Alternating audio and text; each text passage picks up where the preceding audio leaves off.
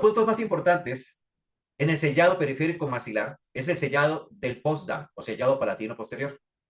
Ese sellado que se marca o se delimita en la unión del paladar duro con el paladar blando. ¿Por qué necesitamos hacer un sellado de esa zona? ¿Y por qué? ¿Cuál es la necesidad de hacerlo? Resulta que en el proceso de polimerización, cuando el acrílico se está polimerizando, cuando ya se está elaborando la dentadura, el acrílico se contrae.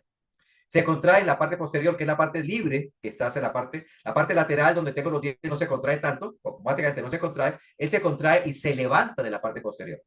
Al levantarse, si no hay un volumen que lo incremente para cuando esté en clínica y haga contacto con la mucosa, no va a haber sellado. Entonces, una dentadura que no se le elabore sellado palatino posterior, cuando venga después del laboratorio, va a quedar una pequeña zona de entrada de aire detrás del paladar, en la zona posterior de la línea de vibración, por ahí entra aire y se desprende la dentadura. ¿Ok?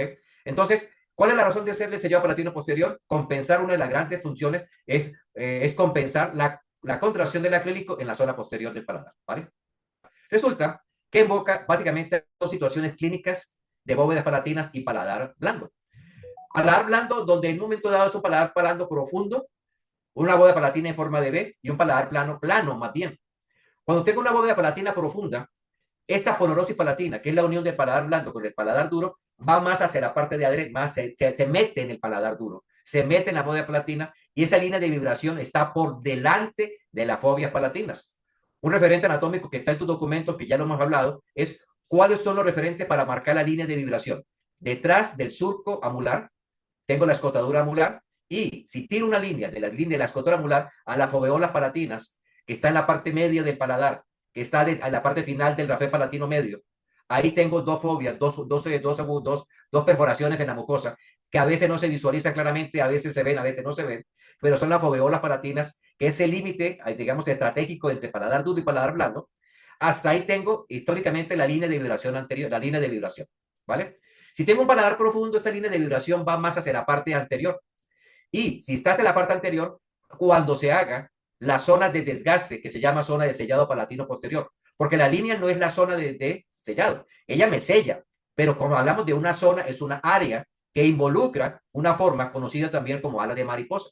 Entonces, en un paladar profundo, estas alas de mariposa están por delante de la fobia palatina. Esa línea de vibración exactamente en esa zona, donde normalmente tú puedes hacer una prueba conocida y creo que ya lo has oído, la prueba de Valsalva. Valsalva es tapar la nariz al paciente, uno le tapa la nariz al paciente, le pide que tire aire por la nariz. Al no tener escape el aire, el paciente se levanta el velo del paladar. Al levantarse el velo del paladar, se marca claramente la línea de vibración. ¿Ok? Entonces, en este momento, tengo un límite posterior.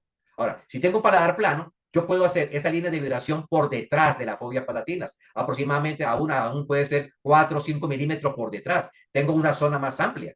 Entonces es diferente una bóveda palatina profunda a una bóveda palatina plana, es diferente un paladar profundo a un paladar plano, ¿ok? Un paladar blando plano, donde en un momento dado esa zona de sellado palatino posterior es diferente.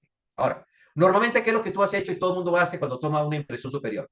Coloca Godiva, coloca modelina en la parte posterior para hacer un poquito más grueso y todo el mundo dice, he elaborado la zona de sellado palatino posterior. Eso es cierto, pero es falso también. ¿Por qué es cierto? Lo hiciste clínicamente, pero si no lo trasladas luego al modelo, es como que no hubieras hecho absolutamente nada. Porque la razón de sellar es que aparezca en el modelo un desgaste acorde a la cantidad de depresión que tiene la mucosa cuando tú colocas la modelina o la godiva en el paladar, en la parte posterior, para comprimirlo, para generar un sellado cuando llegue la dentadura. Entonces, ¿quién es el que tiene que verificar eso? El odontólogo. El odontólogo, tú como odontólogo, es el que tiene la posibilidad de comprimir. Pero tú como laboratorista, si el odontólogo no lo hace, tú lo haces. Normalmente un técnico dental, un laboratorista, puede, si tiene el deseo de desgastar, porque tiene que desgastar el yeso para generar un espacio para que luego el acrílico tenga un mayor resalte y pueda comprimir la mucosa. Pero es diferente un sellado palatino posterior clínico funcional a un sellado palatino arbitrario. Porque el sellado palatino arbitrario de buena fe puede no ser el adecuado, puede no tener la extensión adecuada, porque lo hiciste, tú como laboratorista, lo hiciste en forma arbitraria. En el curso, en los cursos de prótesis total, ¿qué es lo que te enseñamos? El detalle, la cantidad de detalle que debes tener para hacer realmente un sellado palatino posterior clínico y un sellado palatino posterior funcional, digamos, a nivel de laboratorio. Pero ahora te lo voy a describir cómo se hace a nivel de laboratorio, ¿ok? Entonces, cuando ya uno como clínico ha marcado y ha detectado, ha palpado cuánto se deprime, cuánto se comprime la mucosa en el paladar, uno lo traslada esa información al modelo. Lo traslada copiando, por ejemplo, con azul de metileno, puede copiar el paladar bien, marcar bien exactamente y trasladarlo luego al modelo. En este momento en el modelo hay que hacer desgaste en forma selectiva. ¿Por qué? Porque hay partes donde tengo menos presión de mucosa y partes donde tengo mayor compresión de mucosa.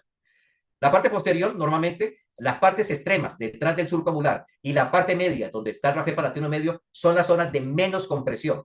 Pero la parte lateral, que está encerrada entre el surco amular y la fobia palatinas a ambos lados, son zonas de mayor compresión, de mayor desgaste.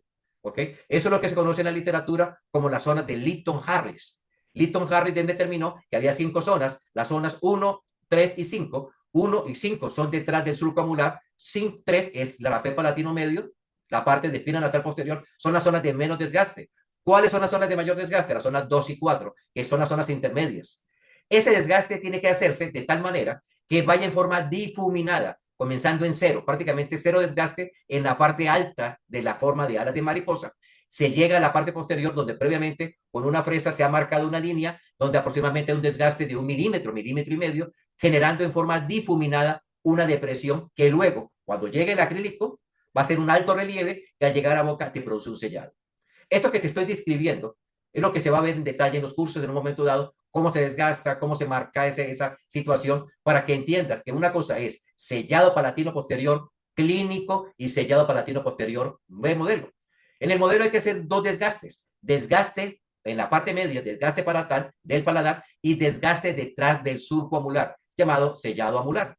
Si no se hace ese sellado amular, no hay comunicación con el sellado periférico del espacio coronomaxilar. Mira que es toda una correlación. Lo que tú sellaste lateralmente, que es sellado periférico, que sellaste cuando usaste la platina de impresión para que el paciente deslizara, ahí buscaste un grosor. Pero si ese grosor no lo empatas con la parte posterior, por ahí puede entrarte el aire. Y si entra aire, se rompe el sellado y no trabaja bien tu dentadura. Te recordemos que es importante, bien, conceptos anatómicos para entender que cada uno de esos pasos nos da la ruta para el éxito de nuestras prótesis totales.